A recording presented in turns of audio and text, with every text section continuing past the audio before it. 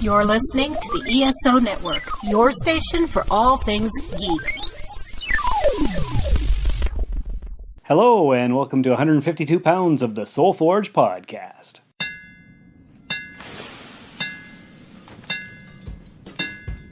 Welcome to the Soul Forge, a place of silent mystery, quiet contemplation, and outright mayhem. Join your host, Sean Vanderloo, as he guides you through the adventures of living. Together, we'll talk about life and love, sex and dating, joy and heartache, memories and loss, and so much more. Don't worry, it's not nearly as pretentious as it sounds. Get ready for life, the universe, and everything on the Soul Forge.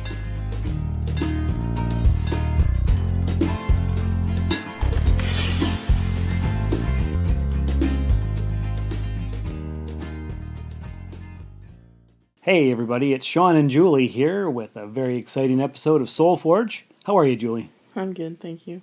You're welcome. You're really good? Yeah. Yeah? Yeah, I'm alright. Alright. How are you doing with the whole lockdown? It's getting to me, I think. Yeah? Yeah. Going a little bit crazy? Yeah. It's been going on for... Cabin fever. Cabin fever? Yeah. About 2 months now. Too long. 2 months too long? Yes. Yeah. But overall, your mental health is okay? I think so. Yeah. I hope so. Me too. Yeah, I think you're okay. I think I'm okay. I'm still working, though. You've been off with the child. Yeah, too long. Doing the homework, Mm-hmm. the homeschooling, Mm-hmm. all that kind of stuff. Yeah. But you're doing it. You're surviving. I'd never be a teacher, but... At least you know now. Oh, yeah. So that's good. Mm-hmm. But that's not what we're here to talk about, is it? Nope. No. As our listeners can tell by the title of the episode, we're here to talk about various weight loss surgeries. And why are we doing that?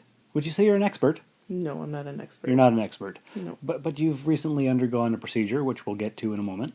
Yes. But first of all, I thought what we would do is normally don't do a lot of research here on Soulforge Podcast, but I thought for this one, because we're here to perhaps give advice or an opinion, we should do some research and give some information on what the heck this actually is. So, gastric bypass surgery. I've got a whole definition for you here. It refers to a surgical process in which the stomach is divided into a small upper pouch and a much larger lower remnant pouch, and then the small intestine is rearranged to connect to both. Surgeons have developed several different ways to reconnect the intestine, thus leading to several different gastric bypass procedures. I guess the most famous one is probably what they call the Roux-en-Y. No. No? No. Well, here in Canada is actually the Roux-en-Y, but down in the States, it's actually the gastric sleeve. That's the most common one. They've done a lot of research on the Roux-en-Y, but not too much on the sleeve. Okay. Gastric sleeve. Okay. Yeah. All right. Well, according to Wikipedia and whatnot, the Roux-en-Y laparoscopic gastric bypass, first performed in 1993, is regarded as one of the most difficult procedures to perform by limited access techniques.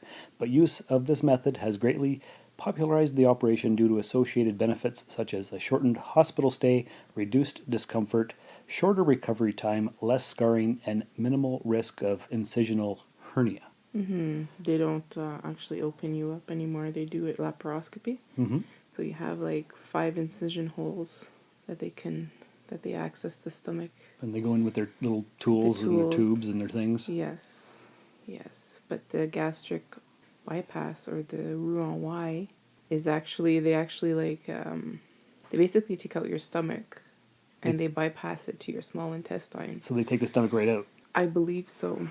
They leave it and then they make a little tiny pouch, which is I can't remember the size of it, but let's say of a golf ball. That's your stomach. As opposed to the gastric sleeve, they actually leave your stomach there, but they actually cut it like a banana. Yeah, that's what the definition here says. Yeah, it's like a banana. So sleeve it's hard to say, gastrectomy is a surgical weight loss procedure in which the stomach is reduced to about 15% of its original size by surgical removal of a large portion of the stomach along the greater curvature. The result is a sleeve or tube-like structure. The procedure permanently reduces the size of the stomach, although there could be some dilation of the stomach later on in life. The procedure is generally performed Laparoscopy. Yes, and it's irreversible. Yeah, but it's irreversible, but you can always stretch back your stomach. Like if you overeat, you can always stretch back your stomach. That's why some people that have the weight loss surgery end up gaining back all their weight. Right. And some. That's a common effect, isn't it? Yeah, because before you go in, you got to be prepared mentally as well to change your whole lifestyle. The way that you live your life, the way of thinking, how you eat, how you exercise. Basically how you eat, because that's a big mental thing you need to deal with. It's kind of a hurdle. Yes, because to me... That's how the person got that way in the first place, because of bad habits or whatnot? Some of them it's actually could be medical reasons. Right, like thyroids and other things. Yeah, but be honest, we overeat and we gain weight. That's generally what occurs. Yeah. So some people actually call this a cheat diet. Right, because you're not actually exercising. Yeah, and you're eating getting properly. a free spin, right? It's not true. Until you go through with it and you're living it.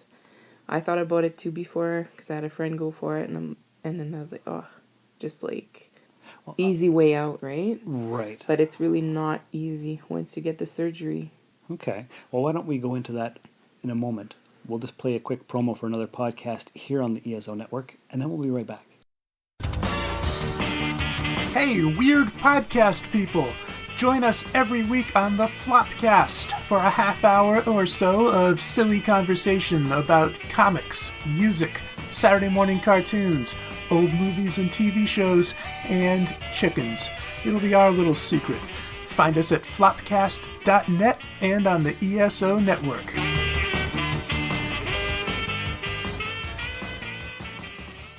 Okay, so that was a great promo for that podcast. Hope you all check it out. Before we get into your personal stuff, just one more quick thing to read is the operation is prescribed to treat morbid obesity defined as a body mass index greater than 40, or type 2 diabetes, hypertension, sleep apnea, and other comorbid conditions. Bariatric surgery is the term encompassing all of the surgical treatments for morbid obesity, not just gastric bypasses, which make up only one class of such operations. The resulting weight loss, typically dramatic, markedly reduces comorbidities. The long-term mortality rate of gastric bypass patients has been shown to be reduced by up to 40%. As with all surgery, complications may occur, and a study from 2005 and 6 revealed that 15% of patients experience complications as a result of gastric bypass, and 0.5% of patients died within 6 months of surgery due to complications. That was my big one when the surgeon actually came to talk to me before the surgery. I said, I don't want to die on the table, right? Because all these thoughts go through your head because you're being put to sleep and they're doing like a pretty big procedure. And he says, I promise I'll get you out. So that like relieved me. I bet it did. Yeah, because they had to give me like an Ativan before surgery because I was so anxious. And an Ativan is just... It's just to calm... An anxiety pill? Yeah, it's an anti-anxiety.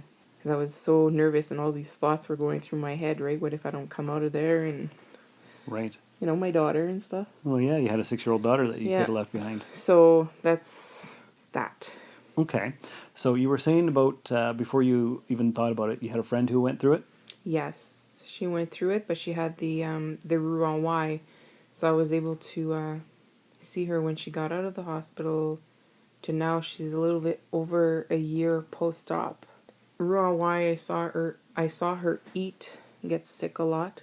After the surgery? Yeah. Nothing would ever come up like puking, but it was just like foam. Yeah, and she was always getting sick. But then again, they say, you know, when you get these surgeries, you have to chew. Okay. You have to chew your food very good because it has to be very small pieces going down. Because the stomach is gone, so the acid's not there to break it up itself. Yeah, and if you don't do that, I guarantee you, you're going to get sick or you're going to, like I get a clump. I call it my clump in my throat. Mm-hmm. it's not a good feeling. But she got sick a lot.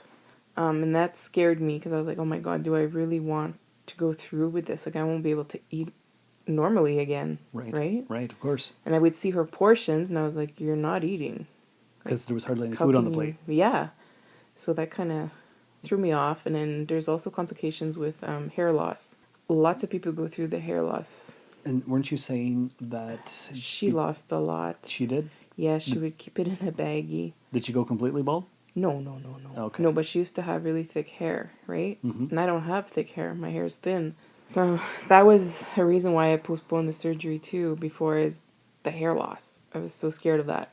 So now that I am almost 4 months post-op, they say the hair loss starts at 3 and 4 months. So every day I'm pulling on my hair to see if I'm going to be losing my hair. Because you're right in the middle of that period. Yes. Right. Yes. And I'm so terrified. Like, that was one of the big reasons why I didn't want to go for it. So how long before you went for the procedure had you thought about it? Like, how long was it on your mind for? I would say about 2 years. The first time I applied, I got denied because my BMI wasn't high enough. You weren't big enough. I wasn't big enough, as stupid as it sounds. I was not big enough. Well, let me tell you. You felt big? I was overweight. I was always been overweight. But my BMI wasn't at 40. Let's say it was at 37. So you had to eat more in order to get the surgery? Well, when they called me and they told me they declined me because my BMI wasn't high enough, I told the girl, I said, so you're telling me I need to eat more and gain weight? And she says, don't do that. Please don't do that. I said, okay, but then it's always been, my whole life, it's always been a roller coaster of like losing weight, gaining. So anyways, I got into this rut where I just kept eating. And then my BMI reached 40. I just basically lived my life eating whatever I wanted. Because you were depressed that you couldn't have the surgery?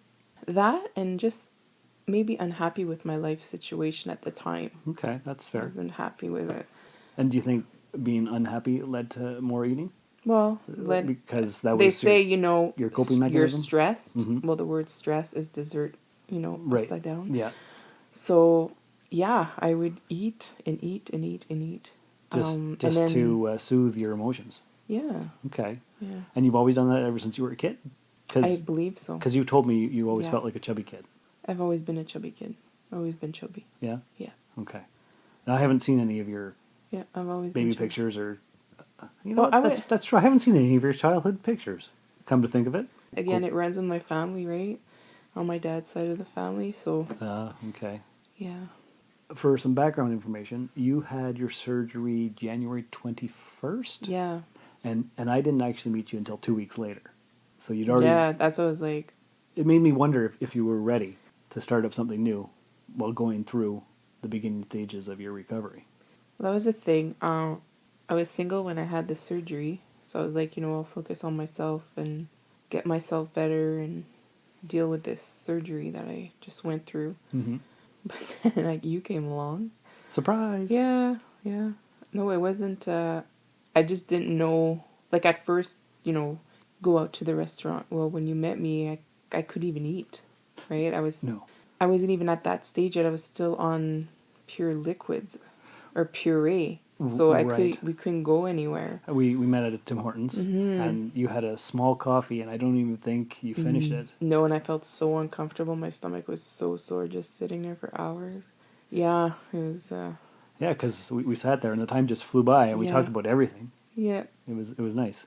So that was about 2 weeks after your surgery. Yes. So for the listeners, you did not go with the Roux-en-Y. No. Because I'm on a medication. One of the medication is anti-inflammatories. If you take anti-inflammatories, you're not allowed after the surgery. So it's a big no-no because you can have ulcers and bleeding. And you don't want that. So, and I was strong on them because of my pain. Right, because you had a car accident years before that affected your neck. Yes. So the doctor said, well, instead of the Roux-en-Y, we can do the sleeve on you. And at some point, you'll be able to take back your anti-inflammatories. Now, the specialist told me this, the surgeon told me this, and then Sudbury says, what are you talking about? You cannot take anti-inflammatories. I said, well, this is why I went with the sleeve. But which is fine because like I used to take Advil for headaches, right? yeah. Now I can't take Advils anymore. Right. You're gonna take cold medicine. There's Advil in there. I like ibuprofen. You can't take that anymore. So I had to like play around with some meds to see like what works for headaches and Right. whatnot, right? Okay. So yeah. So you went with the sleeve, Yes. and they took about 70%, Yes, of your stomach away. and then all you could have was liquid. Yeah, I was on liquid diet. And you were on liquid diet, what, a couple weeks before the surgery, Yes, just so you I could had slim down a bit? I had to do 2 weeks of OptiFast. Okay. No eating, just OptiFast. How was that? It was hell. Oh my God, it was hell. Because you never felt full? It's not that I didn't feel full. It's my head that told me to eat. That's the big thing about this surgery. Is right, that and your head is telling you to eat and that you're hungry, but your stomach, you know you're full, like you're okay. But you're thinking about all these foods. And I remember going to work and seeing my clients eat and stuff like that. And I would just wished I was able to eat, right? Do you still get hungry like a normal person? Oh, definitely. Yeah. I do get hungry. I get fuller faster, that's for sure. Like I can't enjoy food like I used to. Because you said you still put the regular portion on your plate. That's a big thing with me that I have problems with is I'll put like my regular portion and I end up wasting all the food because psychologically you're still, my head is telling me you're gonna eat, but really my stomach can't take all that food. And your body knows. And so when you've eaten too much, yes, I start. You feel like you have a clump in your throat. Yeah, or I start hiccuping. Mm-hmm. I'll get the hiccups. Then I know that I'm full, but a lot of it is your mental, because you're gonna make something good for supper, and you're gonna be, oh my God, this is gonna be good, and then you go to eat, and that's not the case. It's not good. Like you just take 2 bites and you're like, that's it. I can't swallow anymore. Because you're full. Yeah, it's crazy. But there's some days where you can be fuller quicker than others. Like I had a day yesterday where I just felt like I can eat and eat and eat. Then there's other days where I have nausea and I just can't really eat. But then I got to eat because I need my protein, right? Very important to eat your protein after this surgery. That's what the other thing that you're trying to do all the time. You have to get a certain amount of protein, which is so hard. Because they say if you don't eat your protein, your weight loss is going to be slowed and you have more chances of losing your hair. So at first I was really focused on protein my 90 all the grams time. of protein a day. But now lately I have been slacking. But you haven't lost any hair. Not yet. I pray to God that I do not lose my hair. I think that's the thing you're worried about the most. Because I think I had asked you, I said, if I lose my hair, I'm going to get a wig. Yeah. I'll go buy a wig. Uh-huh. But no. And I said you could just shave your head like I am and we could match. No. No. God, no. Not that it looks bad on you, just on me, right? Well, I've never seen you with a bald head. Well, me neither, and I don't want to. Okay. So the main thing was shifting your focus of thought, how you thought about food as maybe like a method of comfort. Mm-hmm. You can't do that anymore. You can still do it, but I mean, you can't. If you were eating 2-3 chocolate bars before, you cannot even eat 1 chocolate bar now. Like I can't. I'll just take a few bites and I'm content. I'm okay. Right. But then your head's telling you that you want more. You want more, but you're okay. Yeah. Like your stomach is telling you it's okay. And did you have to get any like psychological counseling to adjust? I actually did have to be assessed by psych because I had an eating disorder. And if you alarm them that you have an eating disorder, automatically your chances of getting the surgery isn't good. Right. So I thought, okay, well, I'm being honest in my questionnaires because I'm doing this like for good reasons. Mm-hmm. And they flagged it, of course, and everything got slowed down because of it. But then they said that, my eating disorder wasn't there anymore. Because it was from your past, like your teenage like when self. The teenage years. Right. Yeah. So I got the go-ahead on that, and I was very happy. But again, don't tell me that people that are weighing 400, 500, 600 pounds and up, that they don't have an eating disorder. They're overeating. They are binge eating. Mm-hmm. It happens. Okay. And you were not nearly that big. No, I had maximum 100 pounds to lose. And so let's go back to people thinking that it's cheating because you didn't do it by proper diet and exercise. Mm-hmm. And you're on a lot of different social media groups for bariatric. For not survivors, that's not the right word, but for support. Yes. Bariatric supporting group.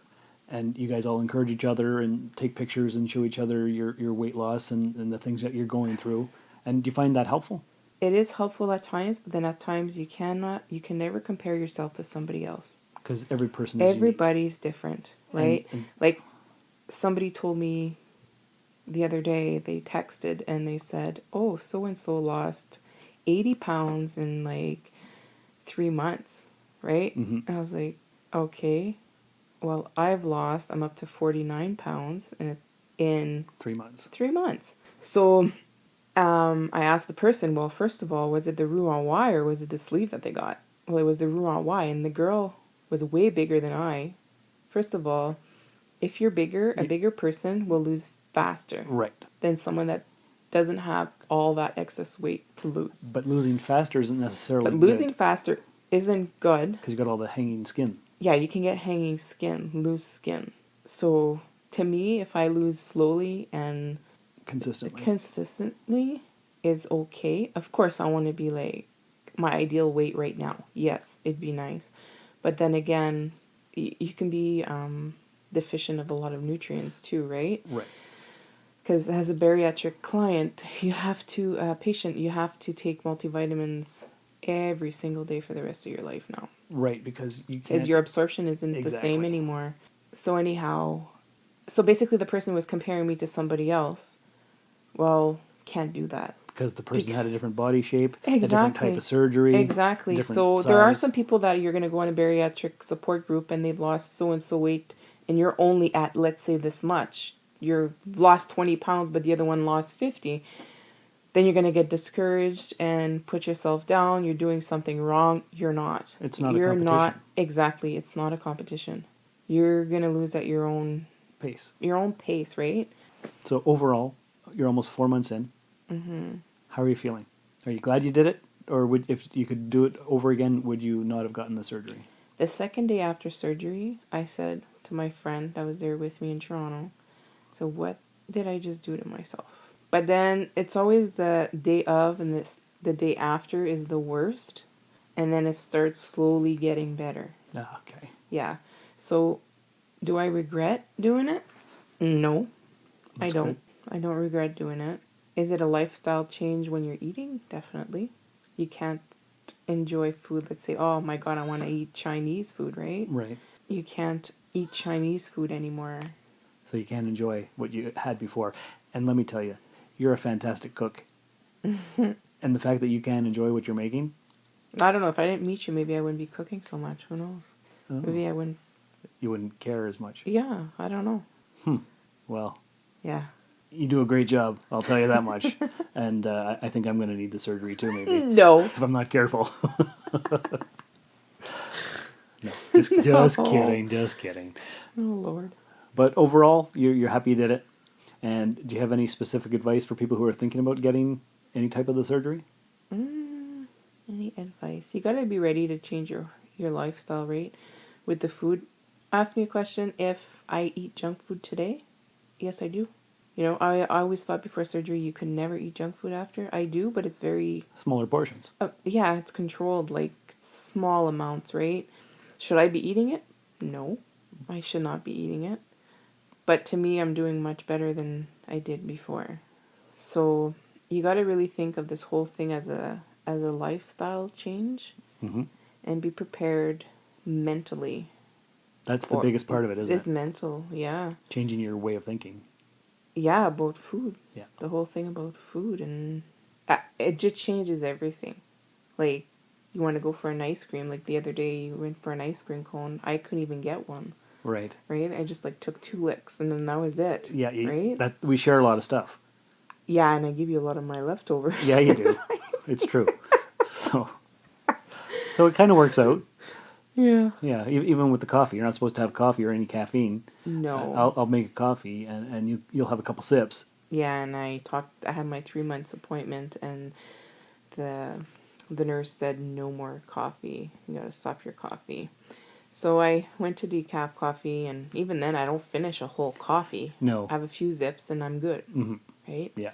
But the caffeine is actually not good for your stomach and alcohol either. Right, because you're still healing inside. Yes. They say 6 months is the most critical. Right. You got to be very careful. No caffeine, no alcohol. No caffeine, no alcohol, no high sugar. Everything has to be under 10 grams of sugar.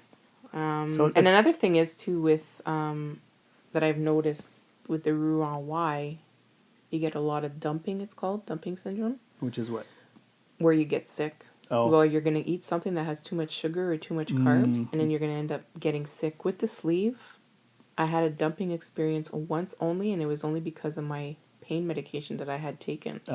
So honestly, the sleeve for me worked best. Okay. I don't know. I don't have any complications with it. No, you've been doing so okay far, from everything yeah. I've read too. So basically, if somebody's going to do it, do a lot of research, figure out which one to get, and make sure that you're mentally prepared. Yeah, do your research. You don't get to pick which one you're going to get. Okay. The surgeon actually does. Yeah, a lot of people are going to say, okay, I want the Roux-en-Y. And they're going to be like, no, I'm going to give you the sleeve first. Reason being, let's say you're 500 pounds. They're going to do the sleeve on you. You're going to lose about 100 pounds, 150 pounds. Then once you're done losing that, they're going to go in and Roux-en-Y you. A second procedure to make you lose even more weight. Okay. Yes. So that's what he had told me too, is that if in 5-10 years from now I end up gaining my weight back, he can actually go in there and do the Roux-en-Y on me.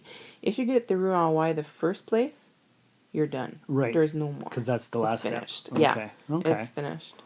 It's good to know. Yes. All right. Well, thank you for sharing your story and your experiences with our listeners. You're welcome. Appreciate it. All right, listeners. Hope you got a lot of valuable information out of that. Thanks for coming by the Soul Forge.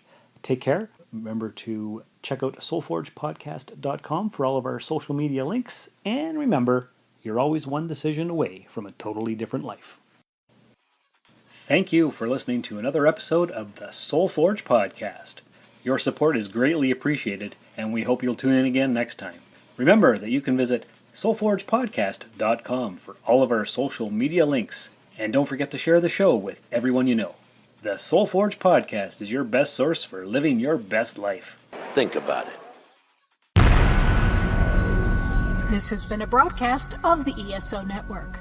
Be part of the crew and help support our shows by donating to our ESO Patreon or by shopping through Amazon.com or the TeePublic store, which can all be found at www.esonetwork.com. The ESO Network, your station for all things geek.